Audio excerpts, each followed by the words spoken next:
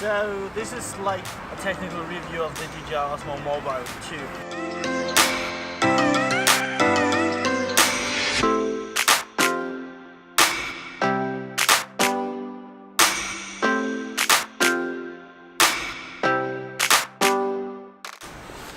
So the Osmo 2 comes with lots of cool features I love, like a panorama mode, 180-degree mode, 360-degree mode, time-lapse mode, star trail mode, long exposures, everything. It's huge. You can basically put your phone in, move from this to this place and choose like half an hour and they shoot a time-lapse for you, render it together and you got the perfect video. Depends on your smartphone camera is good enough for time-lapse stuff and something. But there's so many cool features I like.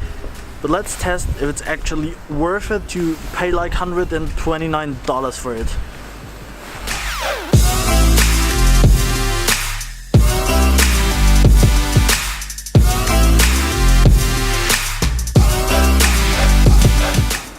So for the negative aspect of this little thing here, I have to say I'm not a huge fan of the DJI Go app because of one thing. The autofocus is, in my opinion, terrible. Actually, there's a problem with my phone, but I'm not sure because I can't test it with an iPhone or something.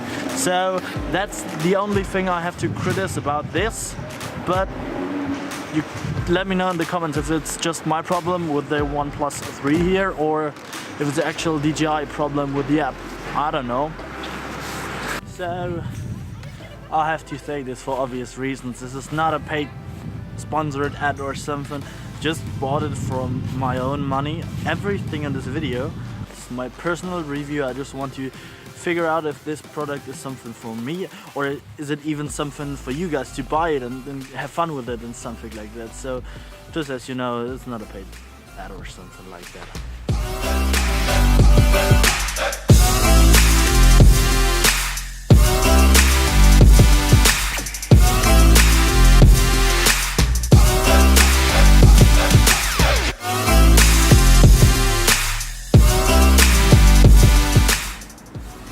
So, and one of the best features on this, I think you can actually stick a GoPro into the gimbal. And the cool thing I like is because you might say you don't need to stabilize the GoPro. It's actually pretty nice stabilized and something. But with this little tool you can stick your GoPro into the gimbal and get probably a super cinematic look. You have to edit your GoPro footage in After Effects so it looks like an actual video camera, not this fisheye look, but I really like this stuff. There are people behind me looking at me, why is this creep talking to a camera, but I don't give a shit, yo.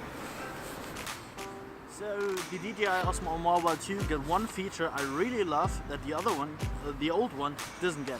And this is you can put your smartphone or your GoPro in vertically, not horizontal, vertically. That's super awesome because I'm able now to shoot Instagram stories with a gimbal, and that is super awesome. I'm gonna use this very often from now on. You guys probably see it on my Instagram. Check it out. I'm uploading every single day a daily Instagram vlog, 1 minute or something every day. Super cool. Go definitely check it out. I'm gonna use the gimbal very often now for my footage because who doesn't want to get the gimbal for your Instagram stories? This is actually new level. Holy shit, I like that.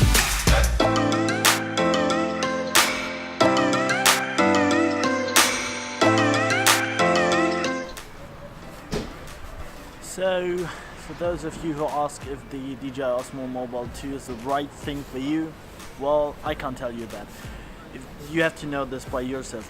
If you really want to step up your cinematography game with your smartphone for maybe just like your Instagram account as I do, or for YouTube B-roll stuff you just throw out, you don't get an actual camera with you, you just get your smartphone, your gimbal, roll it, it's great, you have to have it, it's so awesome with a 15 hours battery. But if not, if your smartphone doesn't get the best camera or something, it might not be the best thing to buy. Actually think about to buy an actual smartphone before, but If not, if your smartphone is good and if you really want to step up your cinematography game with your smartphone, definitely have to have this device.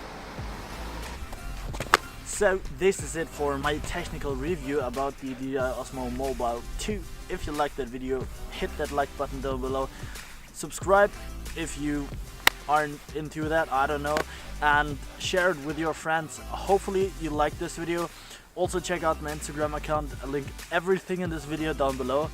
Every part, every single thing, so you can recreate my stuff. Hope you like it. If so, do the things. We see us in the next video.